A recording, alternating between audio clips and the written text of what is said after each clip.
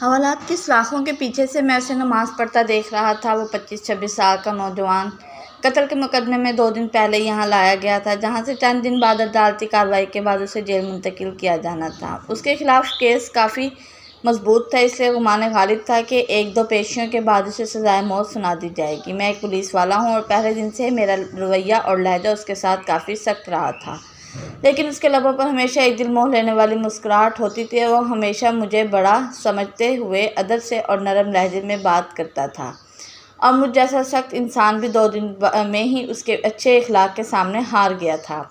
اب وہ سلام پھیرنے کے بعد دعا مانگ رہا تھا۔ میں اسے دیکھتا ہی رہ گیا۔ وہ اس طرح خشوع و خضوع سے دعا مانگ رہا تھا کہ یوں لگتا تھا جیسے وہ جس دن سے مانگ رہا ہے وہ اس کے بالکل سامنے بیٹھا ہو۔ دعا کے بعد اس کی نظر مجھ پر پڑی تو اس کے لبوں پر پھر وہی مسکراہٹ نمودار ہوئی۔ وہ اٹھ کر میرے پاس آیا اور ہمیشہ کی طرح میرا حال حوال پوچھا۔ آج خلاف معمول میرا لہجہ کافی نرم تھا۔ باتوں کے دوران میں نے اس سے پوچھا کیا واقعی اس نے قتل جیسا جرم کیا ہے، کیونکہ مجھے اس کی معصومیت سے نہیں لگ رہا تھا کہ وہ قتل جیسا جرم کر سکتا ہے۔ ایک انسان کا قتل پوری انسانیت کا قتل ہے، تو پھر میں ایسا گھناؤنا جرم کیسے کر سکتا ہوں؟ اس نے مسکراتے ہوئے جواب دیا۔ تو پھر؟ میں نے سوالیہ نظروں سے اس کی طرف دیکھا۔ جب اللہ اس دنیا میں کسی کو اختیارات دیتا ہے نا، تو اکثر لوگ بھول جاتے ہیں کہ یہ اختیارات اللہ کی طرف سے امانت ہیں۔ وہ ان سب کو اپنا کمال اور حق سمجھ بیٹھتے ہیں۔ میرے ساتھ بھی ایسا ہوا۔ ہمارے علاقے کے ایک بااثر انسان نے قتل کر دیا۔ اتفاق سے میں وہاں سے چند قدم ہی دور تھا۔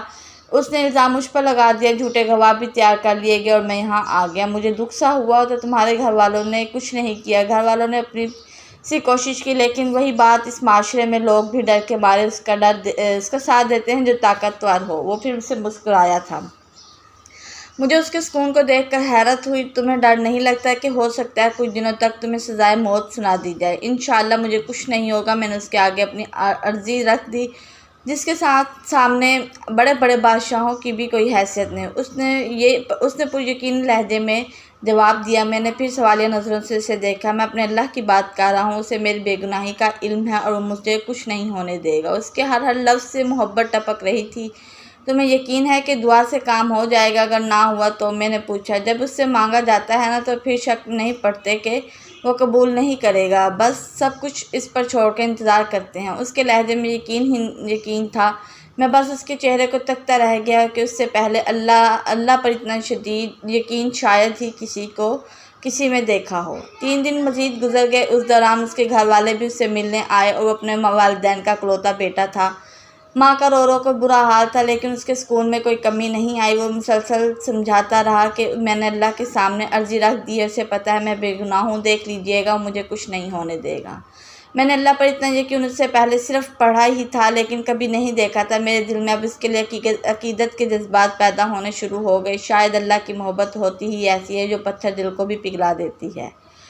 اور پھر جب اسے عدالت میں پیش کیا جانا تھا، اس سے 1 دن پہلے ہی عجیب واقعہ ہوا۔ جس شخص نے خود قتل کر کے الزام اس پر لگایا تھا، وہ اپنی بیوی اور اکلوتے بچے کے ساتھ گاڑی میں کہیں جا رہا تھا کہ اسے ایک خوفناک حادثہ پیش آیا، جس کے نتیجے میں اس کی بیوی اور بچہ تو موقع پر ہی جاں بحق ہو گئے، جبکہ اسے شدید زخمی حالت میں ہسپتال منتقل کیا گیا۔ کافی گھنٹوں کے بعد ہوش میں آنے کے بعد اسے بیوی اور بچے کے مرنے کی خبر ملی تو اس کی حالت اور بگڑ گئی۔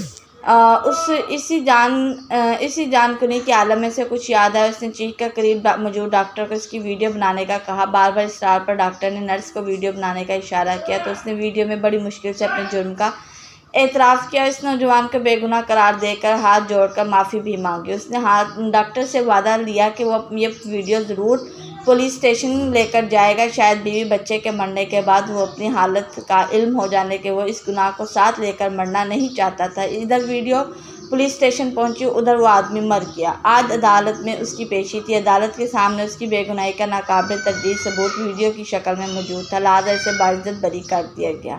میں کمرہ عدالت میں کھڑا گمسم سوچ رہا تھا کہ اللہ ان بندوں کی جو صحیح معنوں میں اس پر ایمان لاتے ہیں، ان کی ایسے ہی بھی مدد کرتا ہے۔ اس کی ہتھکڑیاں کھول دی گئیں۔ ماں روتے ہوئے اس سے لپٹ گئی تھی۔ باپ کی آنکھوں میں بھی آنسو تھے، آج اس کی آنکھوں میں بھی آنسو تھے۔ شاید اس وجہ سے اللہ نے اسے ان حالات میں تنہا نہیں چھوڑا تھا، وہ اس طرح سے اس کی مدد کی تھی جس کا کسی وہم و گمان تک نہ تھا۔ وہ مجھے یاد ہے مجھ سے ملنے ملنے کے بعد وہ جانے لگا تو میں نے اسے کہا تھا کہ وہ کوئی ایسی بات بتا کر جائے جسے میں ہمیشہ یاد رکھوں، تو اس کے الفاظ تھے: اللہ سے بڑھ کر کوئی ہمدرد اور دوست نہیں، جب بھی کوئی مشکل پیش آئے اس سے مانگے، پھر یقین بھی رکھیں کہ وہ قبول کرے گا۔ وہ محض کسی سوچ یا تصور کا نام تو ہے نہیں، بلکہ وہ تو ایک زندہ حقیقت ہے۔ وہ اس وقت بھی ہمارے ساتھ ہے، شاید حد سے بھی قریب ہے۔ وہ ہمیں دیکھتا رہتا ہے کہ مشکل میں ہمارا رد عمل کیا ہوگا۔ وہ جو اس سے مانگ کر شک نہیں پڑتے، اللہ بھی انہیں کبھی تنہا نہیں چھوڑتا ہے، ایسے طریقوں سے اس کی مدد کرتا ہے کہ عقل حیران رہ جاتی ہے۔